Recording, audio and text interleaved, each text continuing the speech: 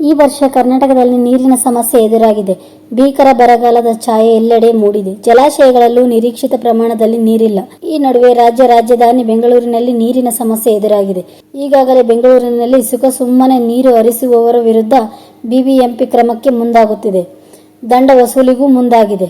Car ತೊಳೆದವರ ವಿರುದ್ಧ ದಂಡ ವಸೂಲಿ ಮಾಡುತ್ತಿದೆ.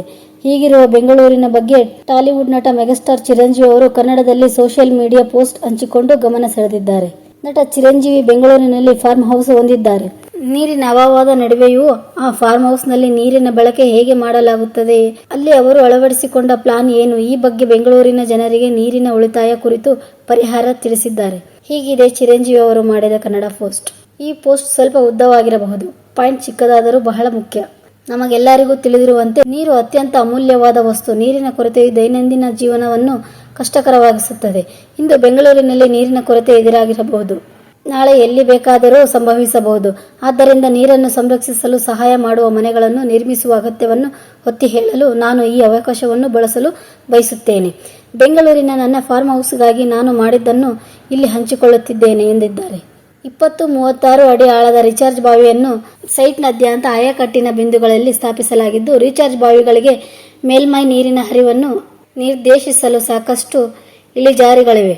ಪ್ರತಿಯೊಂದು ಬಾವಿಯು ಫಿಲ್ಟರ್ ವ್ಯವಸ್ಥೆಯನ್ನು ಹೊಂದಿದೆ. ವಿವಿಧ ಸಮುಚ್ಚಯಗಳೊಂದಿಗೆ ಒಂದು ಹೂಳು ಬಲೆ, ಅಂದರೆ ಕಲ್ಲಿನ ಗಾತ್ರಗಳು ಮತ್ತು ಮರಳು ಪದರಗಳ ಮೂಲಕ ನೀರಿನ ಅಂಗೀಕಾರವನ್ನು ಸುಲಭಗೊಳಿಸಲು ಸಹಾಯ ಮಾಡುತ್ತಿದೆ ಎಂದಿದ್ದಾರೆ. ನಾನು ಫಾರ್ಮ್ ಕಲ್ಚರ್ ತತ್ವಗಳನ್ನು ಸಹ ಜಾರಿಗೆ ತಂದಿದ್ದೇನೆ. ಫಾರ್ಮ್ ಕಲ್ಚರ್ ಪರಿಸರವನ್ನು ಪುನರ್ಜೀವನಗೊಳಿಸುವ ವೃತ್ತಾಕಾರದ ತತ್ವದ ಮೇಲೆ ಕಾರ್ಯನಿರ್ವಹಿಸುತ್ತದೆ. ಅದನ್ನು ಸ್ವಾವಲಂಬಿಯನ್ನಾಗಿ ಮಾಡುತ್ತದೆ. ಫಾರ್ಮ್ ಕಲ್ಚರ್ ಪ್ರಮುಖ ಫಲಿತಾಂಶವೆಂದರೆ ನೀರಿನ ಬೇಡಿಕೆಯಲ್ಲಿ ಕಡಿತ, ಮಣ್ಣಿನಿಂದ ಬಾಷ್ಪೀಕರಣದ ನಷ್ಟವನ್ನು ಕಡಿಮೆ ಮಾಡುವ, ತೋಟವನ್ನು ಬಳಸಿಕೊಂಡು ಸೂಕ್ತವಾದ ನೆಲದ ಹೊದಿಕೆಯೊಂದಿಗೆ ಸತ್ತ ಎಲೆಗಳು ಮತ್ತು ಮರದ ಚಿಪ್ಸ್ ಬೆಳೆಸಿ ಮಲ್ಚಿಂಗ್ ಮಾಡುವ ಮೂಲಕ ಇದನ್ನು ಸಾಧಿಸಲಾಗುತ್ತದೆ ಎಂದು ವಿವರಣೆ ನೀಡಿದ್ದಾರೆ. ರೀಚಾರ್ಜ್ ಬಾವಿ ಪಿಟ್ಗೆ ಹೋಲಿಸಿದರೆ ಹೆಚ್ಚು ನೀರನ್ನು ಸಂಗ್ರಹಿಸಬಹುದು ಮತ್ತು ಹೆಚ್ಚು ಆಳವಾದ ಜಲಚರಗಳನ್ನು ತಲುಪಲು ತಲಾಧಾರದಲ್ಲಿನ ಸರಂಧ್ರ ಪದಗಳ ಮೂಲಕ ನೀರನ್ನು ನಿಧಾನವಾಗಿ ಹರಿಯುವಂತೆ ಮಾಡುತ್ತದೆ. ಈ ಕ್ರಮಗಳನ್ನು ಕೈಗೊಳ್ಳುವ ಮೂಲಕ ನಾವು ನೀರನ್ನು ಸಂರಕ್ಷಿಸಬಹುದು ಮತ್ತು ಮಳೆ ನೀರು ಕೊಯ್ಲು ಉತ್ತಮಗೊಳಿಸಬಹುದು ಮತ್ತು ಪರಿಸರ ಸ್ನೇಹಿ ಮನೆಗಳನ್ನು ನಿರ್ಮಿಸಬಹುದು. ಆ ದೃಶ್ಯಗಳನ್ನು ಇಲ್ಲಿ ಹಂಚಿಕೊಳ್ಳುತ್ತಿದ್ದೇನೆ ಎಂದು ಬೆಂಗಳೂರಿನ ನೀರಿನ ಸಮಸ್ಯೆ ಪರಿಹಾರ ಸೂಚಿಸಿದ್ದಾರೆ ಚಿರಂಜೀವಿ ಅವರು.